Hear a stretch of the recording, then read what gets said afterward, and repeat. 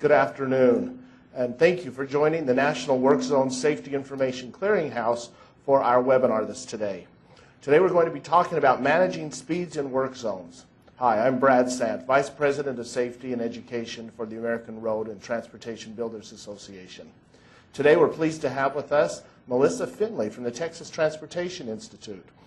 Now, Melissa has 13 years with TTI, and in that capacity has served in a number of senior positions, including principal investigator on numerous research studies on work zones, traffic control devices, control operations, and human factors. Currently, Melissa serves on a number of technical committees, including those with TRB, ITE, and others.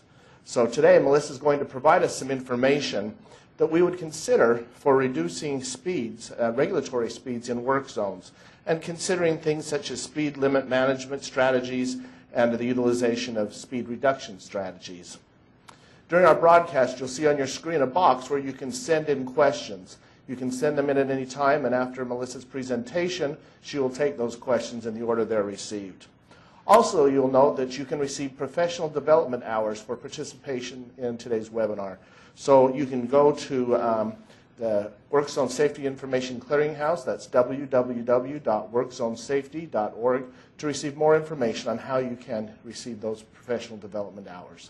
So now, without further ado, we will turn the time over to Melissa. Melissa? Thanks, Brad. We'll go ahead and get started. Today I'm going to talk about some guidelines that were developed with TTI and some other people through the FHWA Work Zone Safety Grant Program. And I'm also going to bring in some data for some research projects in Texas to kind of highlight some of the reasons that we've provided some of this information and guidance. At the end of the presentation, I'll tell you where you can find this guidance document, as well as some other upcoming documents that you might be interested in on the Work Zone Safety Clearinghouse website. So first of all, one of the fundamental principles of temporary traffic control is to inhibit the road user's movement as little as possible. However, for safety concerns, there are certain times when we would like to reduce the speed limit in work zones. One of those would be when workers are exposed to moving traffic without positive protection, and when there may be roadway restrictions or other work hazards that necessitate a reduced speed for motorists. However, getting motorists to actually slow down is not an easy task, nor is it inexpensive. What are some benefits of slower speeds? Well, obviously, we all know that if we have a crash at a lower speed, the severity of that crash is reduced, as well as the injuries that are sustained. Going slower also improves a driver's ability to control that vehicle, especially if it was to kind of go out of control, and then they would have more time to react when that happens, and they would have less stopping distance if they were going slower. Slower speeds also provide more time for a worker to escape. So if we do have a car that gets out of control and intrudes into a work zone, the worker may have more time to hear that car, acknowledge that car, and move out of the way so maybe there isn't an injury. Slower speeds also reduce wind effects from large trucks that may be passing the work zone. So we have all of these positive benefits of slower speeds, yet there are still some concerns with reducing speeds in work zones. Not only do we have to worry about just the speeds that are going through, but another important factor is the speed variance, or the differential between speeds of the vehicles traveling through the work zone. If we increase that speed variance, so maybe some cars are going slow, some cars are going fast, that actually can increase the crash risk as well. Also, non-uniform speeds like that increase conflicts between vehicles, which can then also reduce some roadway capacity and cause some issues with crashes. Reduces in roadway capacity also can lead to localized congestion in areas in your work zone. And if that congestion builds, especially if it were to get outside of the limits of the signs for the work zone, we can actually increase the potential for rear-end crashes.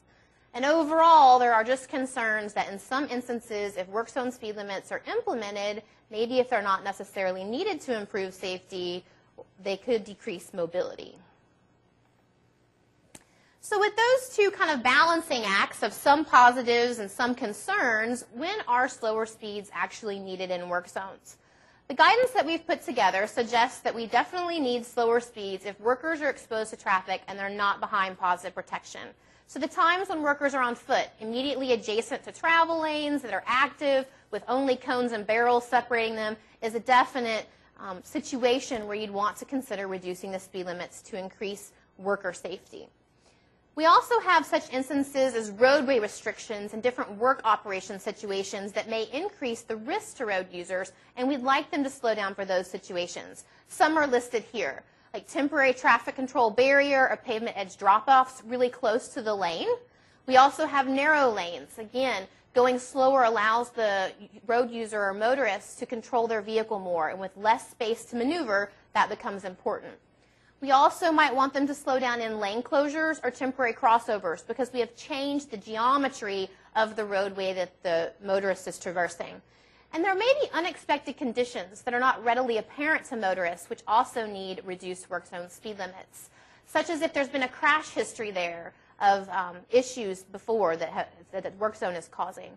Also, sometimes access and egress of work trucks may not be apparent to every driver that's going by, but may need reduced speed for that as well. Also, if you're concerned about congestion. So if we decide that we need a reduced or work zone speed limit in a work zone, there's two ways to do that. A lot of times we'll reduce the work zone speed limit with a regulatory speed limit, and we just call those work zone speed limits. These inform the driver of the legal speed limit. Typically, these are reduced about 10 miles an hour from the existing posted speed limit.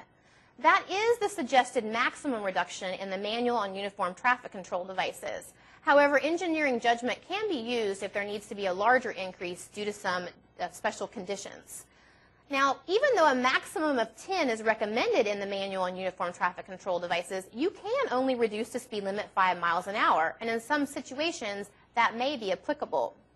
Now, work zone regulatory speed limits vary by state. Every state has different laws that may depend on how they can be implemented and for what situations they may be implemented for. Now, the other option we have is to go with more of an advisory speed limit in a localized area. So if you have a lane shift, and that's the location where you just need maybe a short segment of a speed limit reduction, you can post that as an advisory speed. These plaques are usually located below warning signs, and they tell the motorist that they should adapt to that speed for that certain section. Again, the use of advisory speed plaques is also established by DOT policies and standards. So, a couple of things that are important to remember when you're implementing reduced work zone speed limits. They need to be safe and reasonable for conditions. This is one of my favorite pictures on the screen of a work zone that may not be necessarily posted correctly. We see a large, open, expansive roadway ahead of us going off into the mountains, yet they are posting it at 30 miles an hour. A couple of things to point out. We need to put our work zone speed limits in the vicinity of the condition where workers are, work activity, or the restrictive feature, such as a lane closure or lane shift, so that we know what those work zone speed limits are for. They shouldn't necessarily be posted for the entire work zone. So let's say we have a 10-mile resurfacing project in a day where you're working and where the issues are for the hazards that necessitate the work zone speed limit.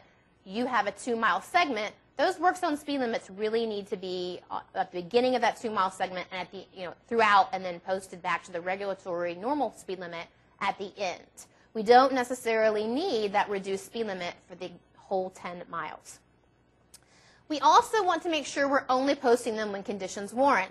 Again, if you'll look at the picture, this might have been some kind of maintenance project during the day with a lot of work activity and equipment on the road. However, at this time of day, there's no evidence of work going on. There is, it's kind of hard to tell, but there is striping on the road. It is a 2-lane roadway with a shoulder, and there really doesn't seem to be a need for the reduced speed limit that's shown right now.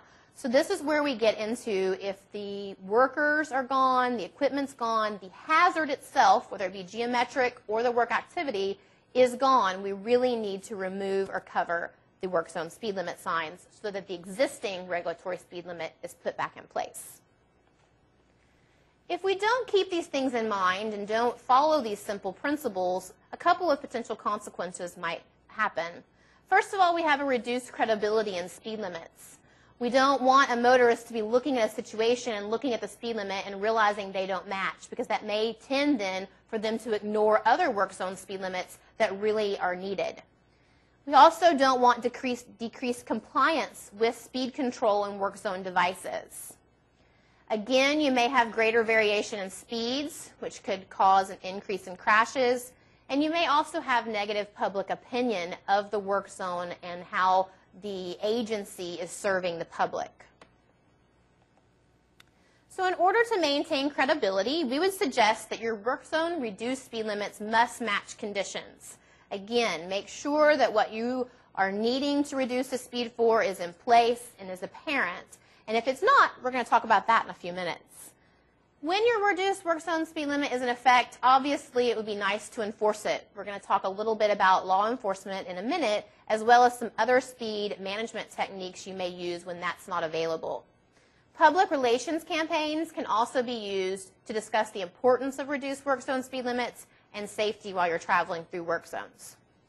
Now, I want to bring back to the point that if we don't have a need for the work zone speed limit to be there, again, if your workers or work activity is the key and it's removed for the day and there's nothing else out there, no other hazard, we really need to be removing or covering those signs so that we can have the existing speed limit back in effect.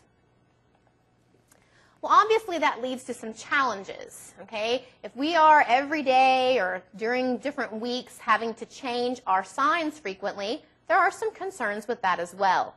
It is difficult to do that and tedious. It also may interfere with normal traffic flow, which we are trying to keep mobile and for mobility purposes. And there are concerns that it exposes workers to other traffic hazards. We know that setting up and taking down traffic control is a critical part of worker safety, and that is a part that we need to be concerned about as well. So what are some other options that may be out there to help you change your signs more frequently? I show 3 here on the slide. One is a static speed limit sign with flashing beacons. Basically, it works like a school speed zone in the effect that when the beacons are flashing, your static speed limit that's shown on the board is in effect. Otherwise, if the beacons are not flashing, you can basically ignore that regulatory speed limit sign. Now, I will caution with all of these before I move forward that different state laws may hinder you from implementing these. You definitely need to check with your state DOT and state traffic laws before trying to implement them. For example, with the static speed limit sign with flashing beacons, we could not look at that one in Texas because Texas law actually states that work zone speed limits must be removed or covered. It does not give the option of this kind of technology or addition, even though it does give that option for school speed limits. So it's a little bit interesting that you have to make sure you're following your rules and regulations for your state. Now, another option is a roll-up speed limit sign, just like your typical warning signs that you may have on flexible material that you would post at a 1-foot mounting height for short duration or short-term stationary kind of situations. We worked with a manufacturer and developed a flexible speed limit sign for that, and that was approved to be used in Texas. We also used or have looked into variable speed limit signs. Now, variable speed limit signs can be stationary or semi-permanent, as we show here in the picture, or we also had some trailer-mounted ones that we used in a few work zones in Texas, and I'll talk about those in just a minute. So first of all, I want to talk about some short-term evaluations that we did in Texas. We did them with some static, typical regulatory speed limit signs that you would put up. We also used the flexible roll-up signs as well as some variable speed limit trailers. Now, all of these, the roll-up signs and the variable speed limit trailers, were really designed in mind to work with short duration or short-term stationary operations, which at the time were not really able, the way that Texas law is written and the way you have to go to the commission to get reduced speed limits, to readily implement short-term work zone speed limits. We felt these devices would help with that. The variable speed limit trailer obviously just changes the numerals that are on there so you can go to whatever speed is necessary. And we did these with some seal coat projects that moved down the road. And in Texas, we do have some higher existing speed limits. In this case, they were on roads where the existing speed limit was 70 miles an hour, and it was reduced 10 miles an hour to 60. So what we found here at 2 sites, at one site where we're able to look at all 3 types of devices, and at the other site we were only able to look at the 2 kind of innovative products. What we saw upstream of the work zones was that the free flow speeds were very much the same across all of our conditions.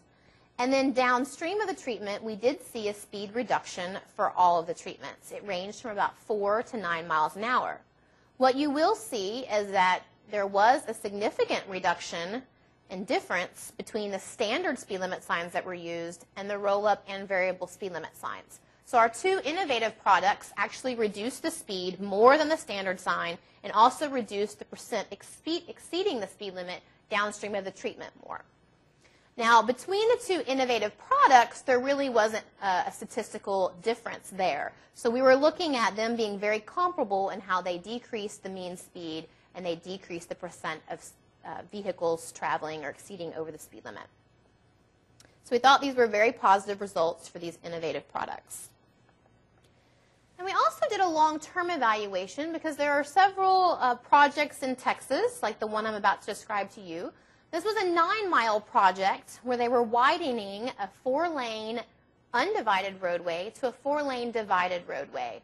Now, in this section, when they first started work and throughout a lot of the phasing, they were doing work activities off the road, grading, bringing in dirt, building the second part of the road off to the side of the existing facility.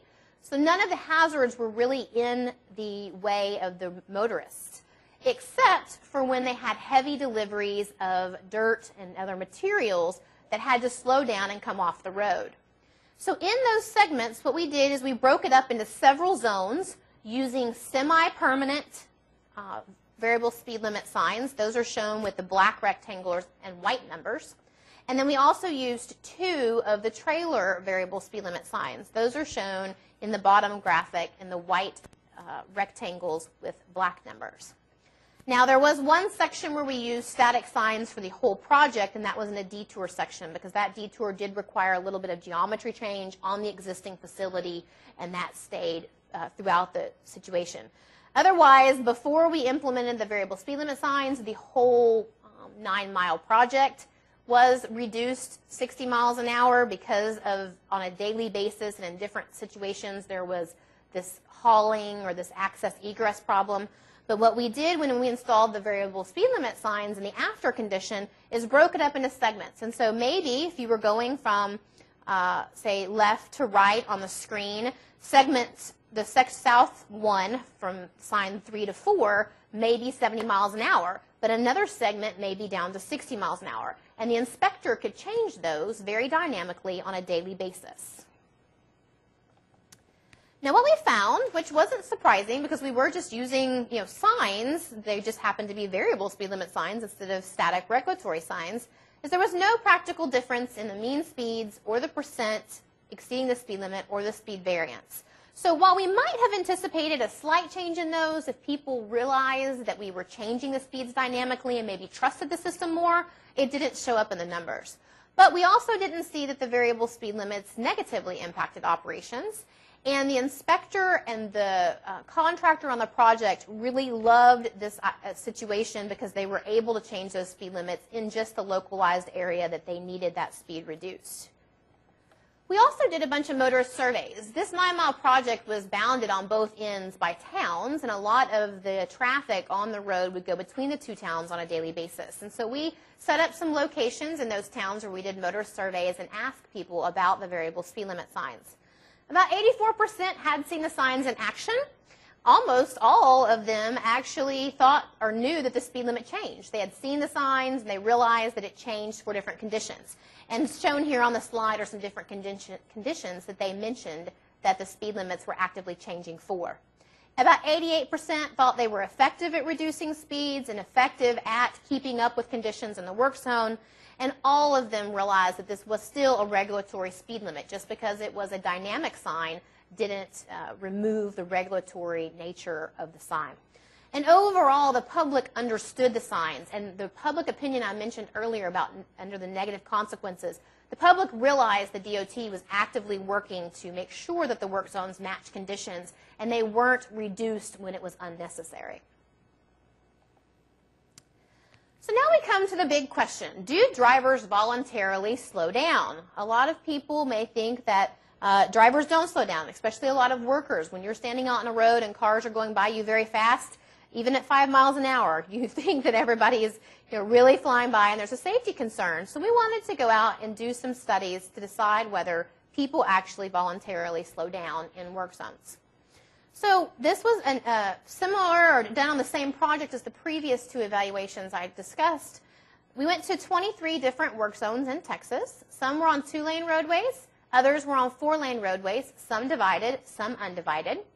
We also had a variety of speed limit reductions for the work zones. As I mentioned earlier, 10 is typically the max because of the language in the manual on uniform traffic control devices. But in some cases, engineering judgment had been used in Texas to reduce that speed limit by 15 miles an hour, mainly due to some crash history problems. But there was also some that only used a 5-mile-an-hour reduction. Now, we measured spot speeds at various locations throughout the work zones. We would get that upstream of the location of the work zone to see how people were traveling in free flow. We took measurements right after the reduced speed limit sign, as well as at a variety of locations, maybe next to a lane closure, next to work activity, next to a temporary crossover, anything that we considered a hazard that may warrant the speed limit reduction in the work zone.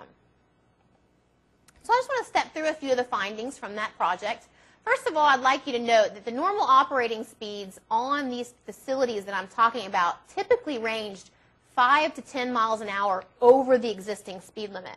So you have to remember all these people are already over the existing posted speed limit. So we'll see here in a minute how that affects our results.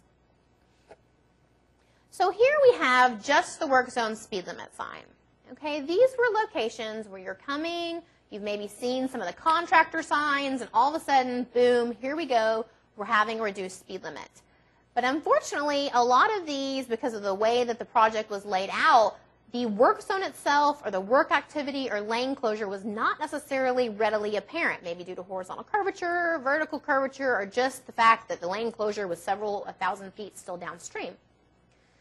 So basically what the motorist is seeing at this point is just a work zone reduced speed limit sign. And what we see from these results is that the speed, change in speed ranged from a decrease of 3 miles an hour to an increase of 7 miles an hour. Now, we did consider the increase of 7 miles an hour to be an anomaly, and if we take that one out, most of the decreases ranged from 0 to 6 miles an hour.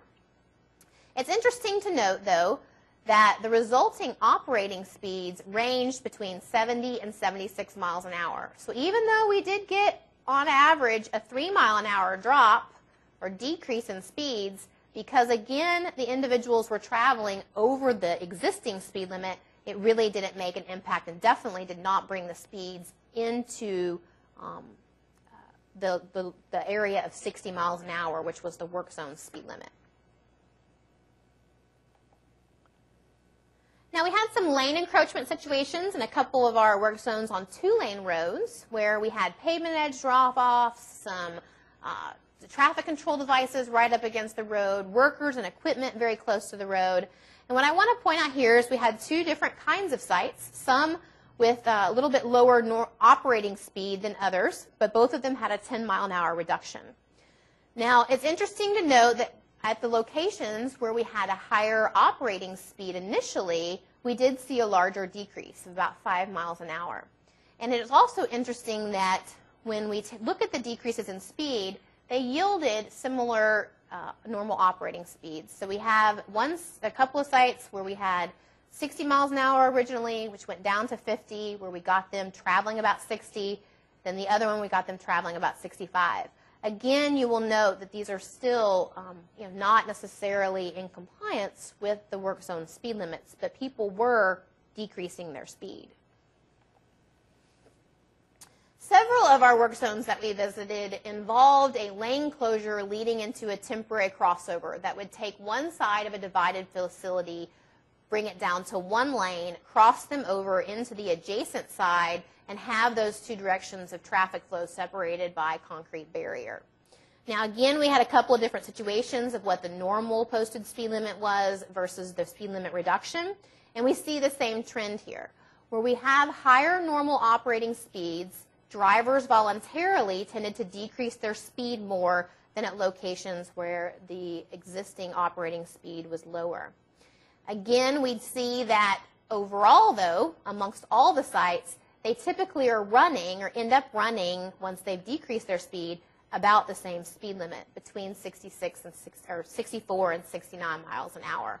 So again, these are voluntary. These are not places with law enforcement. These are not places with any other speed management technique. These are just how people adapted their speed going through these different work zone situations. We also had a site where on a few days we had a work activity immediately in an adjacent lane, and other days where this was not occurring. And I wanted to point out that there is a difference in how people reacted to those situations. When there was not a work activity located near the lane, we only saw about a 2-mile-an-hour decrease. But when we had the workers, large trucks, they had some bridge pier beams on these large trucks, we see that they decreased their speed by about 7 miles an hour. So again, people are changing their speed. The issue is whether or not they're changing it enough to get it down to the work zone speed limit that we have posted. The last one I want to briefly talk about is unexpected conditions. Again, we have some of those with access and egress points into work zones. At some of those locations, we saw about a 6-mile-an-hour voluntary reduction in speeds, resulting in people going about 71 miles an hour, which again, the 6-mile-an-hour reduction just really brought them into compliance with the existing speed limit, not necessarily the work zone speed limit. And then we did have one site where we had enforcement. This was one of our locations where there was some crash history issues when the work zone initially went up. It was a divided 4-lane facility, but it was not limited access. So there was all kinds of business driveways as well as residential driveways that came in this town. And when they did a crossover and they moved traffic to one side, you actually turned it into a 2-lane, 1 lane in each direction kind of operation. And people were forgetting when they left these driveways, they needed to look left and right now, not just one or the other before they crossed. And so the local sheriff was actively involved in enforcement. They ran enforcement 24/7, every day of the week, and that yielded what we see here, which is upwards, 15 mile an hour or more decrease in speeds, and actually brought the speeds that people were traveling underneath the work zone speed limit. So this does start to show us what enforcement can do if we are active and really have it going that we can. So one thing I want to point out before I move on to the next is that drivers do slow down. We just don't know if they're slowing down maybe to what we have posted the work zone speed limit. So overall, what we found from this study was if we just put a work zone speed limit sign up and we're not matching conditions or there's not a condition readily apparent right where that sign is, people really are not going to change their speeds very much. They may decrease slightly, but really they're going to wait to change that speed until they encounter one of those situations, some of those ones I showed later on, like the lane closures, temporary crossovers. Now, we also saw there was fairly consistent speed reductions across all of the different speed limit reductions. So we had 5, 10, and 15 mile an hour work zone speed limit reductions. And basically, people reduced their speed 3 miles an hour no matter which one of those was posted. So that's interesting as well. And then again, I just want to reiterate that we had some sites that I really didn't get into today, but that they left their signs up 24/7, even though the work was not necessarily occurring anymore. There was not a hazard out there, and that really increased noncompliance. Nobody was paying attention to those signs, and again, that can really lead to credibility issues, not only with your speed limit, but any work zone device, and we don't want that to happen. We want people to trust the signs we put out there and know that they're important for them to pay attention to. So drivers do decrease their speed. Unfortunately, because they're going so fast to begin with, we tend to not get them down maybe where we had hoped or want them to be with our reduced speed limits. Now, I think this kind of comes into two parts. One, we need to be looking at how we are implementing the reduced speed limits. Is that reduction of 10 miles an hour really what I need then? They're driving through the situation at a higher speed. Am I matching well what I expect the risk and the need for the reduced speed limit to be with what people really can drive and what the expectations of the motorists are? Now that said, there are things that are not apparent to motorists that do need a reduced speed limit that we want them to actually be going the speed we've posted because it's important. And we're going to talk about that in a minute. That's really where law enforcement comes in, and then other where you may match some different speed techniques to try to get those reductions in. So again, drivers decrease their speed. It's highly dependent on the normal operating speed of your roadway and the imposing nature of the situation. But also, as we saw with my last point, was enforcement does start to get us where we need to be if there's really a situation where we want those speeds down to increase safety. Now, voluntary speed reductions, they're typically going to be less than 10 miles an hour. So to enforcement, again, this typically reduces speeds in the immediate vicinity. So if you have a circulating or a patrol that's actively giving tickets in an area, that's going to be apparent to motorists. They're going to see that police officer, and that's going to reduce speeds in the immediate vicinity. So you want to make sure your law enforcement is positioned where you really want that speed limit reduction. Now, we said that they can yield about a 15-mile-an-hour decrease. That's on average. The one instance I showed you before was a little bit more. We all know how those vary from site to site depending on the work zone conditions and the location. And also, what happens with law enforcement is we can bring those speeds into reasonable compliance with our reduced work zone speed limit. Again, I want to reiterate that if you have issues with crashes or let's say like access egress, things that are not readily apparent to the motorist as why they need to slow down, that would be the perfect place for you to try to use active enforcement because that is what they're going to see then and that will have them slowing down. So what's some other options if we obviously not every work zone we have can have active enforcement?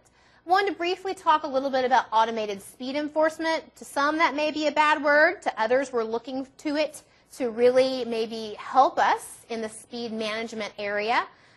We are developing a fact sheet as part of the Work Zone Safety Grant project right now, and that will be available on the clearinghouse shortly, and I'll show you where you can get that a little bit later at the end of the presentation. So basically, what is automated speed enforcement? For those of you that may not know how it works, there's electronic identification. Some people use radar, others use LiDAR, but basically we determine that a vehicle is traveling over a predefined speed threshold. A camera then captures the vehicle. Most of the time it's a back license plate. In some instances, depending on laws, it could even capture the driver's face. And it's embedded typically with a date, time, location, and speed. And then the registered owner, after the camera has captured it, usually there's some process that it goes through of review by a police officer. The registered owner is identified and sent the citation. Now, a couple of places that we have really been successfully using automated speed enforcement is Illinois, Washington, and Maryland. And when the fact sheet comes out, there's going to be a lot more details in that fact sheet about each of those locations that I'm not going to go into today. I briefly want to show you some of their evaluation results.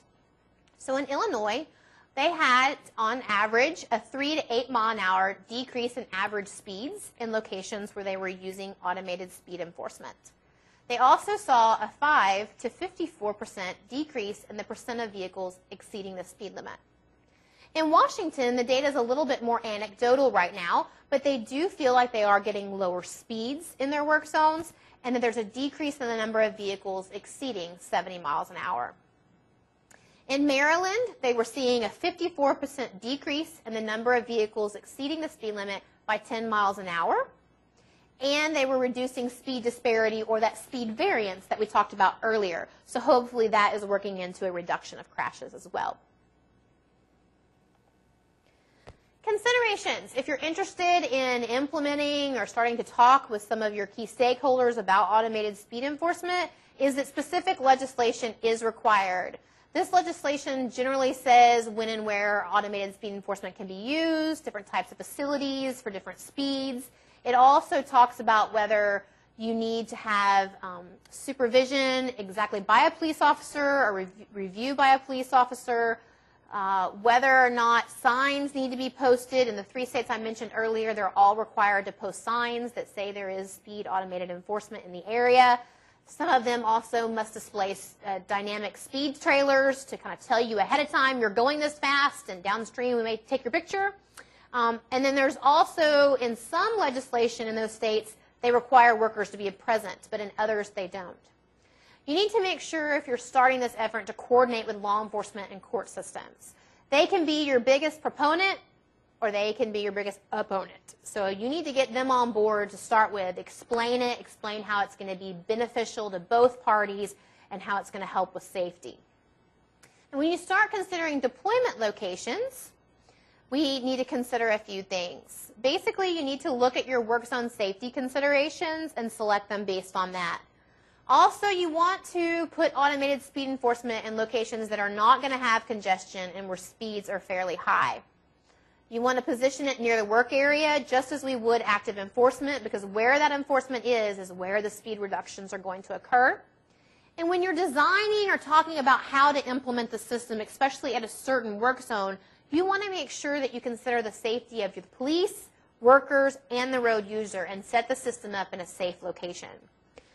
You also might consider including a comprehensive public outreach program so that people know that you're going to begin using automated speed enforcement, why you've chosen to go this route, and what the positive benefits are for the road user, as well as worker safety and everything else. A few additional considerations include a development of a process for implementing and maintaining the system. You need to consider how you're going to administer the automated speed enforcement program, and if you'd like to do an evaluation, how you're going to do that. Another issue that comes up sometimes in legislation or as you're talking with your police and the court system is, based on the laws in your state, how will the violation be viewed? Is it an administrative infraction, or is it actually a moving violation? And this impacts how sometimes the ticket can be issued, as well as the monetary amounts that are associated with that ticket or citation. Again, communication and coordination with key stakeholders from the beginning throughout implementation and existing as you have the program is key to a successful deployment. Here on this slide, I've listed some other speed management techniques. Obviously, again, we've talked about enforcement and then automated speed enforcement, but those are not always available for every work zone. So here we list a few that range from their speed reductions of about 0 miles an hour to 10 miles an hour. And this is a good snapshot. These potential speed reductions were taken from a variety of publications where people have used these. Again, every work zone is different, so there is a range. Pretty much the most effective supplementary or other speed management technique is your speed display trailers. But you need to remember that sometimes they lose effect if you leave them in the same place over time, especially if they are not paired with enforcement. People start to acknowledge that it's just a sign, it's telling me my speed, and there's no consequence for me not following that speed. So the last part I want to discuss today has to do with a decision tool that is part of the guidance document that, again, I will show you where you can access that on my last slide in the presentation. We developed this tool based on the principles I've discussed with you today, so let me walk you quickly through that. First of all, you need to make a decision if a reduced work zone speed limit is even needed. Okay? Some of the times they may not be. If we're working off the roadway, there's no real restrictive feature or work zone condition that increases risk to motorists, then we may answer no. We don't really need a reduced speed limit. But if we feel that workers are in danger because they're not behind positive protection, or there is some feature that is increasing the risk to motorists, then we need to consider reducing the speed limit. Once we've decided we need to reduce the speed limit, we need to acknowledge whether there's going to be times that speed limit's not going to match conditions.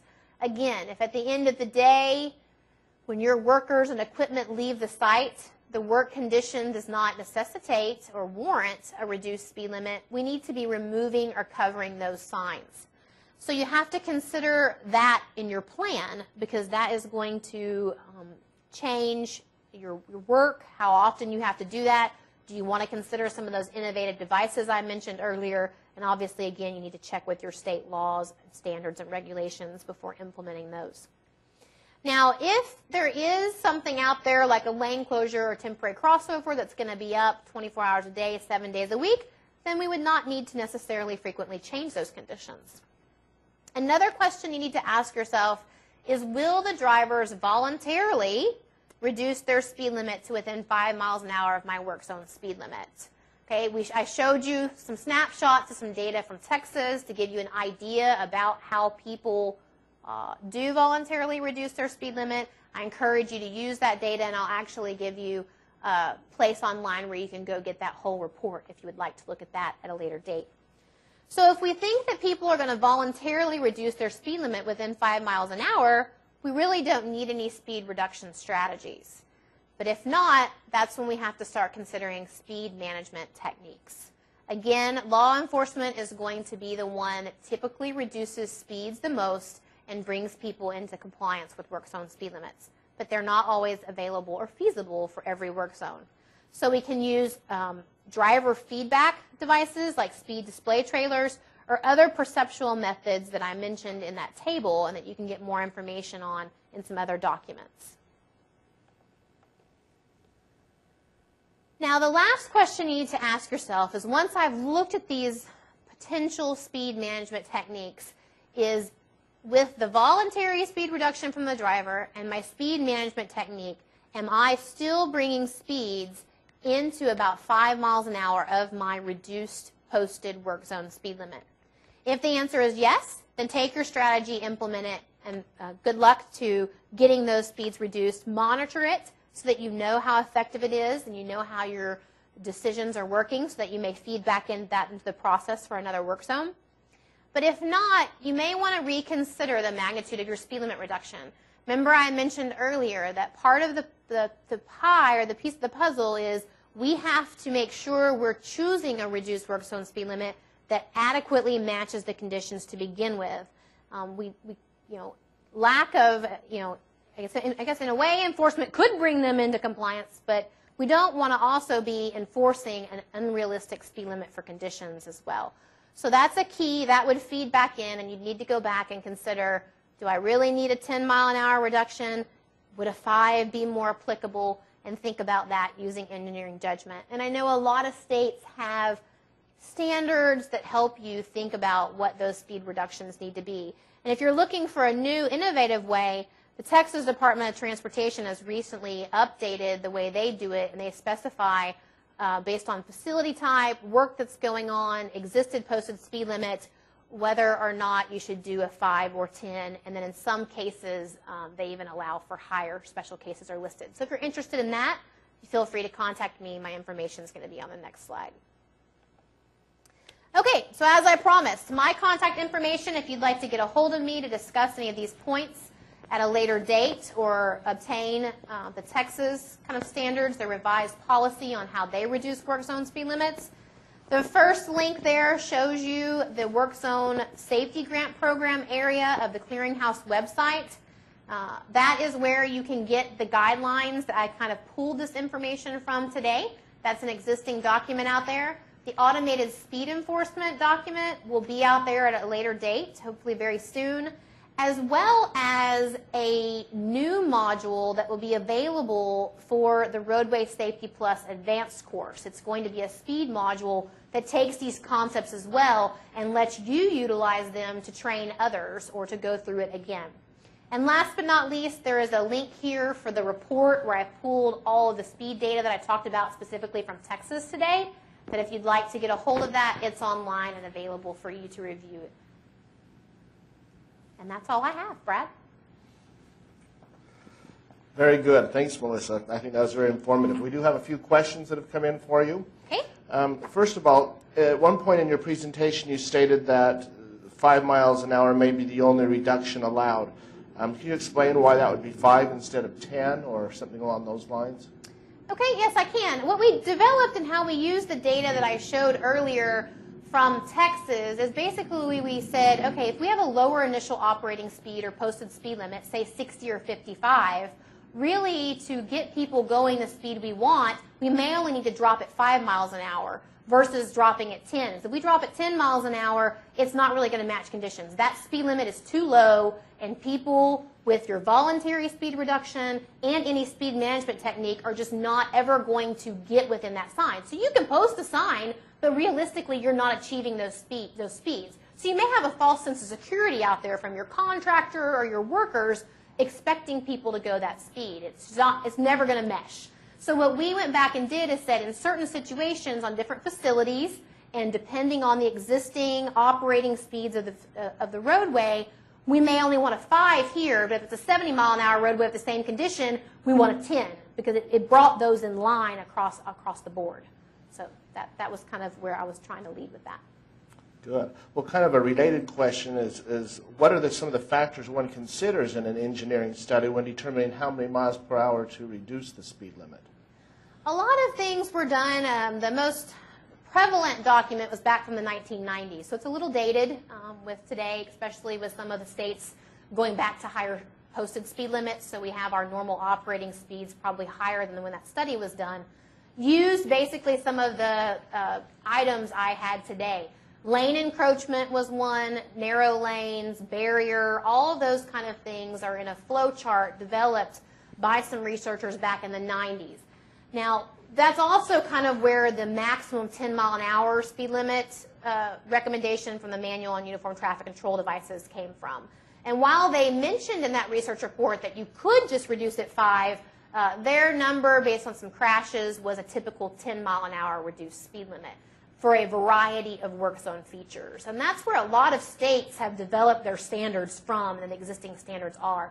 We are just thinking maybe it's time to revisit some of those, and that's what we did in Texas, because they were pretty much using that, and kind of go back in and look at how people in your state are reacting and running through these situations, still trying to balance the need for safety and realizing that people don't always know what's best, so you have to balance that. So it's not necessarily an easy question to answer. Okay, thank you, Melissa. Our next question comes in. It says, have you studied the effects of the your speed signs that employ radar to show people how fast they're going versus the established work zone speed limit? I have not personally, but there has been some other research at TTI and several across the nation just looking at the speed display trailers, even in conjunction with the work zone reduced speed limit or vice versa. And that 2, I think it was 2 to 10, is pretty consistent. 10 is on the large side. I think a lot of them may even only be seeing 5 to 6 mile-an-hour reductions. And again, that speed limit decrease will stop being, or that device will stop being as effective if it's not enforced and it's left out there for a long time. So your best bet through all those studies is to definitely move your device around. You know, that lets people know you're out there doing something with the device. And also, if you compare it with some kind of enforcement, even if it's not all the time, but occasionally, keeps them on their toes, and they realize that you really are using that device to try to reduce their speed. Great. Last question I have now, unless more come forward, is you mentioned that probably the most effective way to reduce speeds is using law enforcement. Just to summarize some of the strategies that you discussed earlier, can you tell us what are the most effective strategies that are being used based on your research and your experience? Okay, I would definitely say law enforcement is the most effective, and I think anyone you talk to will tell you that. Just because, and you can use law enforcement in a variety of ways, and there is going to be some additional guidelines brought forth on the Work Zone Clearinghouse specifically targeted on use of law enforcement that gets into different ways they're used and then what the speed reductions are expected from those. So please keep posted on that as well. But overall, because of their presence and people seeing it, when people have an increased risk and can see that, they're going to slow down because they just do not want to get a ticket, and it's perceived that way. The next, I would say the next best one is probably in tandem if your state can get to where they can use automated speed enforcement. We were seeing, 3 to 8 mile-an-hour reductions. That's another good one. And again, the speed display trailers out of the whole table is probably the best because it's 2 to 10 miles an hour. And they're relatively inexpensive to use. A lot of cities, different DOTs already have them. And you can use them in a lot of places, not just work zone speed limits. You can use them in school zones. So they're a device that can really be shared amongst agencies and across different safety considerations, not just for work zones. So I think for an inexpensive device and a readily available device, your speed display trailers, just keep in mind that you do need to move them around. You can't just put them out there, leave them out there for 3 months, then you've kind of lost your effectiveness.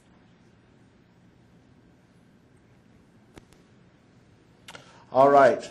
And our last question is, will your slides be available to share after the show today? I think I can answer that. Okay. Later today, this entire webinar will be posted, as well as the slides, and they will be available through the Work Zone Safety Information Clearinghouse. And just to add a little further information, you've heard Melissa mention several times the products that have been developed through the Federal Highway Work Zone Training Grant Program. All of these products are now available on the Work Zone Clearinghouse. If you go to the homepage at workzonesafety.org, you'll see in the upper left-hand corner a box, and amongst those listed says FHWA Work Zone Training Products. There are a number of guidance documents, training programs, all have been developed by a variety of organizations that are well known for their expertise. And all this information is available for free or at a very low cost and in some very limited conditions. So please take advantage of that and go to the Work Zone Clearinghouse. Likewise, I'd like to remind you that this is our last webinar for 2011, but we have many more planned for 2012 and some pretty exciting programs. Probably most notable amongst these is our 2012 Global Innovations in Roadway Work Zone Safety. That conference, a large international conference, is actually virtual, so it'll be coming to your desktop. You can attend, join us, and walk to exhibits, go to different sessions, as if you were at a live conference, but all this will be virtual.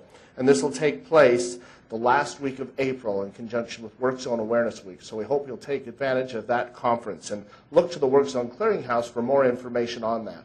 We have a variety of topics dealing with things, as Melissa has spoken about today, automated speed enforcement, ITS, a lot of strategies for dealing with workers on foot. Anyway, please plan to join that. And that will also be paired with the conference put on by ARTVA's Transportation Development Foundation, looking at a global safe road, so a more wide variety of safety and roadways and the construction environment. So we thank you for joining us today. Again, remember, you can get professional development hours with that information available on the Clearinghouse, and we look forward to seeing you in 2012. Take care.